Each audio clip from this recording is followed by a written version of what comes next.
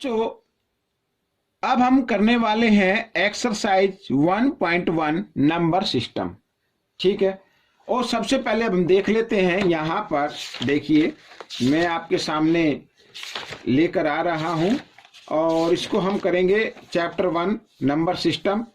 और यहाँ पर हम पहला चैप्टर निकाल लेते हैं। उससे पहले मैं आपसे रिक्वेस्ट करूंगा कि इससे पहले जो भी ये समरी दी हुई है इसको आप लर्न कर लीजिए, यानी ध्यान से पढ़ लीजिए, उसके बाद ही हम इसमें आगे अच्छे से सीख पाएंगे। अब यहाँ पर देखो बच्चों, एक्सरसाइज 1.1 क्या कहता है, is zero a rational number, क्या जीरो एक रैशनल नंबर है? Can you write it in the form p by q where p and q are integer and q is not equal zero. ठीक है, अब देखो बहुत से बच्चे तो सोचते हैं सर ये है क्या, जैसे यहां पर लिख दिया ना p by q और आगे लिख दिया q is not equal zero. इसका मतलब होता है कि अगर ऊपर कोई भी नंबर है तो नीचे यहां पर जीरो नहीं आना चाहिए, नीचे जीरो नहीं आना चाहिए। अगर जीरो आता है तो वो रैशनल नंबर नहीं है। अब मैं आपको बताता हूं, जितने भी हमारे नेचुरल नंबर होते हैं, होल नंबर होते हैं, ठीक है ना, ये सभी क्या कहलाते हैं? रैशनल नंबर कहलाते हैं। अब 0, 1, 2, 3, 4, 5, 6 ये सभी क्या है? ये सभी होल नंबर है, नेचुरल नंबर है। साथ ही यहां पर इंटीजर भी हम इसको बोल सकते हैं। इंटीजर का मतलब होता है कि वो नंबर जैसे 0 ना तो प्लस के होते ना माइनस के होते, लेकिन 1 माइनस का हो सकता है, 2 प्लस का हो सकता है, माइनस का भी हो सकता है, तो ये इंटीजर कहलाते हैं। इंटीजर में प्लस के और माइनस के दोनों नंबर आ जाते हैं। तो जो भी इंटीजर होंगे उसमें नेचुरल नंबर भी आ जाते हैं, होल नंबर भी आ जाते हैं, नेगेटिव नंबर भी आते हैं, वो सभी क्या कहलाते हैं? रैशनल नंबर कहलाते हैं। अब आप कहेंगे सर ये रैशनल नंबर कैसे है? रैशनल नंबर तो आपने p by q की फॉर्म में बताया। जी हाँ, बिल्कुल ठीक, p by q की फॉर्म में होते हैं, लेकिन जो भी नेचुरल नंबर होते हैं उनके नीचे हमेशा 1 मौजूद रहता है। ये आप याद रख लीजिए, ये आप ध्यान से देख लीजिए और अपने सभी दोस्तों को आप शेयर कर सकते हैं कि 7 है, 7 भी एक रैशनल नंबर है। क्यों? क्योंकि 7 के नीचे 1 डिनोमिनेटर की फॉर्म में रहता है। अब पूछा था जीरो, जीरो रैशनल नंबर है। जी हाँ, जीरो एक रैशनल नंबर है और इसे p by q की फॉर्म में लिखा जा सकता है। तो 0/1 अगर हम इसको लिखें तो ये रैशनल नंबर बन गया, और ना भी लिखे तो zero is a rational number, क्योंकि वन जो होता है वो एक तरीके से इसमें इनविजिबल रहता है, वो दिखाई नहीं देता, लेकिन 1 मौजूद रहता है। अगर आप लिख देंगे तो भी गलत नहीं होगा, नहीं लिखेंगे तो भी गलत नहीं होगा। तो इसमें आएगा answer yes, zero is a rational number. ठीक है, तो एक बात तो ये आपको ध्यान में रख लेनी है कि जीरो एक रैशनल नंबर है, जबकि नीचे डिनोमिनेटर की फॉर्म में जीरो नहीं होना चाहिए। अगर यहां पर फिर जैसे मैंने भी बताया 2/0 अगर लिख दिया 5/0 तो ये रैशनल नंबर नहीं होगा। ठीक है, यहां पर क्यू की जगह जीरो नहीं आना चाहिए, तो इसी का मतलब होता है Q is not equal zero, यानी क्यू की जगह जीरो नहीं आना चाहिए, वही रैशनल नंबर होगा। ठीक है, आइए करते हैं नेक्स्ट क्वेश्चन। अब यहां पर क्वेश्चन नंबर 2 कहता है find 6 rational number between 3 and 4। 3 and 4 के बीच में 6 रैशनल नंबर फाइंड आउट करने हैं। अब बच्चों मैं आपको एक सबसे इजी ट्रिक मैं आपको बताऊंगा। वैसे तो इसके 3 मेथड होते हैं निकालने के, तो आप किसी भी मेथड का यूज कर सकते हैं, लेकिन आज मैं अभी आपको 3 मेथड ही बताऊंगा। और जो भी बच्चा इस वीडियो को ध्यान से देखेगा तो मुझे यकीन है कि एक मेथड तो आपको जरूर से याद हो जाएगा, सीख जाएंगे। आप सभी अपने दोस्तों को जरूर बताएंगे और फिर जिंदगी में कभी नहीं भूलेंगे कि किसी भी 2 नंबर, कोई भी 2 नंबर होते हैं उनके बीच में रैशनल नंबर फाइंड आउट कैसे करते हैं। देखिए आइए करते हैं। अब यहां पर पूछा 3 and 4, अब इनके बीच में निकालना। तो सबसे पहले मेथड तो मैंने जैसा अभी आपको बताया कि इनके नीचे हमेशा 1 मौजूद रहता है, तो आप 1 लिख सकते हैं। ठीक है ना। अब जब 2 कंटिन्यू नंबर आ जाएं, ये कंटिन्यू नंबर 3, 4 अलग अलग भी आ सकते, कोई दिक्कत नहीं है। ये मत सोचना कि हरीश सर ने कंटिन्यू नंबर बताया था, अलग अलग नंबर भी आ सकते हैं। जैसे यहाँ पे 7 आ गया, अब कंटिन्यू नंबर तो 8 आएगा, यहां पर हो सकता है 10 आ जाए, तो कोई दिक्कत नहीं है। आपको क्या करना है, सबसे पहले 1 डिनोमिनेटर की फॉर्म में लिखना है।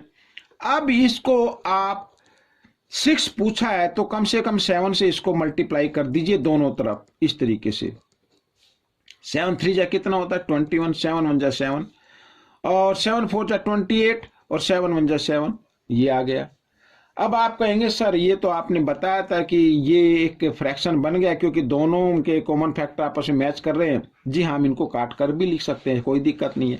अब सबसे पहले अब इनके बीच के रेशनल नंबर देखो, 21 से लेके 28 तक कितने नंबर आते हैं? देखो 22 आता है, 22/7 आता है। अब ये इनका कोई कॉमन फैक्टर नहीं है।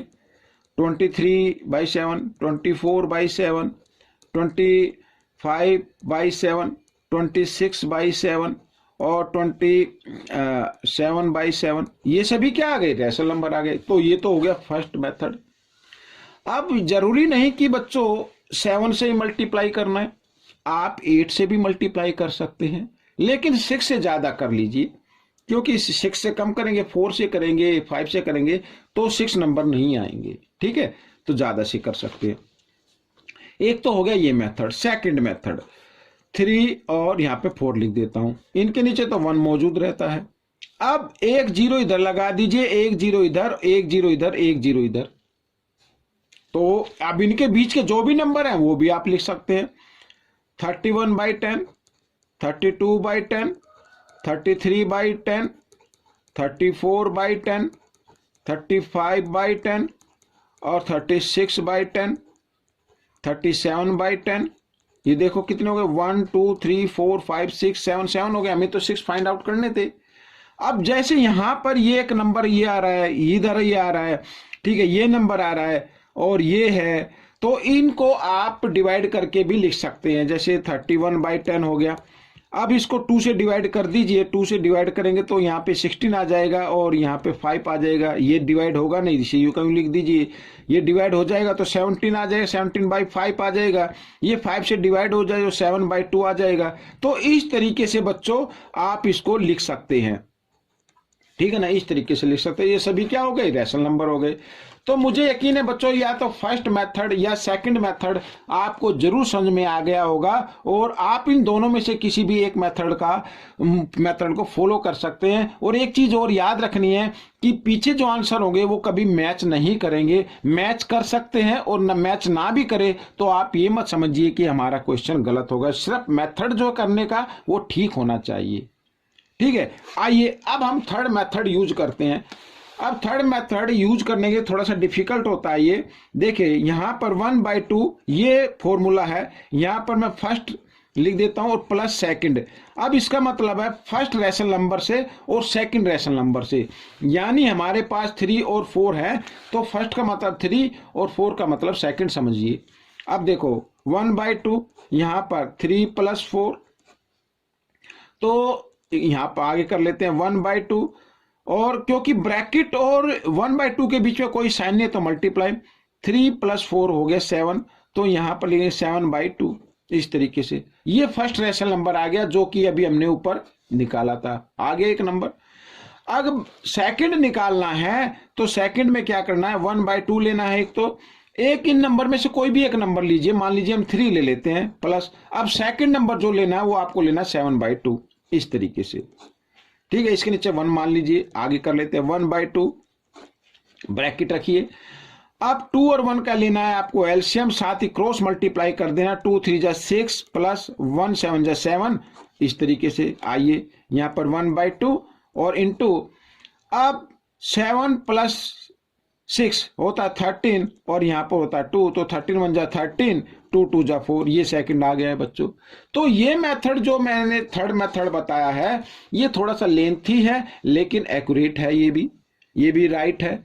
तो अब आपको फैसला करना है कि आप किस मेथड से का यूज करना चाहते हैं। तीनों मेथड बिल्कुल ओके हैं, करेक्ट है। कोई भी एग्जामिनर आपके मार्क्स नहीं काट सकता क्योंकि तीनों मेथड को अप्रूवल मिला हुआ है गवर्नमेंट से। आप तीनों मेथड में से किसी भी मेथड का यूज करते हुए इसको सॉल्व कर सकते हैं, ठीक है। आइए अब हम करेंगे नेक्स्ट क्वेश्चन। तो यहां पर बच्चों ये